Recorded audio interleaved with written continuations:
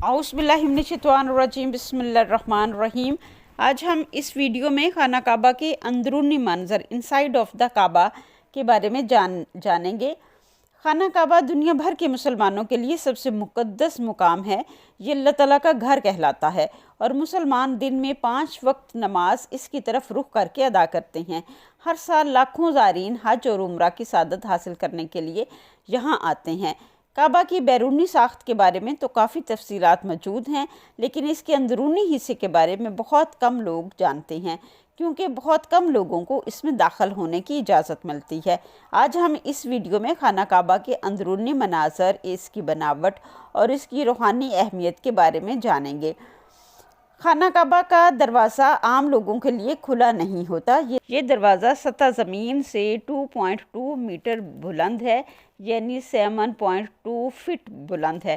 ابتدا میں اس کے 2 دروازے تھے، داخلی اور خارجی، لیکن داخلی دروازے کو بعد میں بند کر دیا گیا۔ اب صرف اس کا ایک ہی دروازہ ہے۔ یہ دروازہ سونے کا بنا ہوا ہے اور انتہائی خوبصورت نقوش اور خطاطی سے مزین ہے، جن میں قرآنی آیات سورۃ فاتحہ درج ہے۔ موجودہ دروازہ 1979 میں سعودی فرمانروا شاہ خالد کے حکم پر بنایا گیا تھا اور اس میں 280 کلو گرام خالص سونا استعمال کیا گیا۔ اس کے اوپر سیاہ غلاف ہے۔ یہ غلاف سیاہ ریشم سے بنایا جاتا ہے اور اس پر سونے اور چاندی سے قرآنی آیات کی کڑھائی کی جاتی ہے۔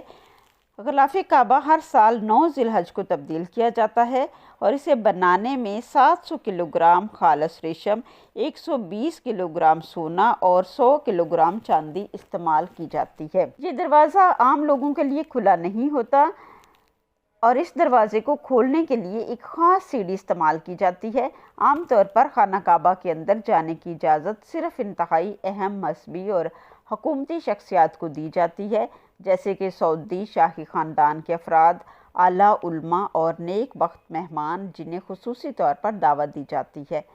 کعبہ کا اندرونی حصہ بہت سادہ لیکن بے حد روحانی ہے۔ یہ ایک کشادہ کمرہ ہے جس کا فرش اور دیواریں سنگ مرمر سے مزین ہیں۔ فرش سفید رنگ کے سنگ مرمر کا بنا ہوا ہے جس کا بارڈر سبز ہے۔ اس کی چھت سی گرین کا منظر پیش کرتی ہے جو خوبصورت روحانی منظر پیش کرتی ہے۔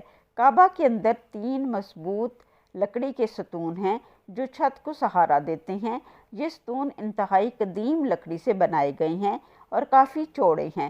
ان پر سونے اور چاندی کی نقاشی کی گئی ہے جو اس مقدس مقام کی شان میں مزید اضافہ کرتی ہے۔ کعبہ کی چھت لکڑی سے بنی ہوئی ہے اور اس کے اوپر چاندی کی پرت چڑھائی گئی ہے تاکہ اسے زیادہ مضبوط اور پائیدار بنایا جا سکے۔ چھت کے اندرونی حصے پر ہلکی روشنی کے لیے فانوس لٹکے ہوئے ہیں جو نہایت خوبصورت نظر آتے ہیں۔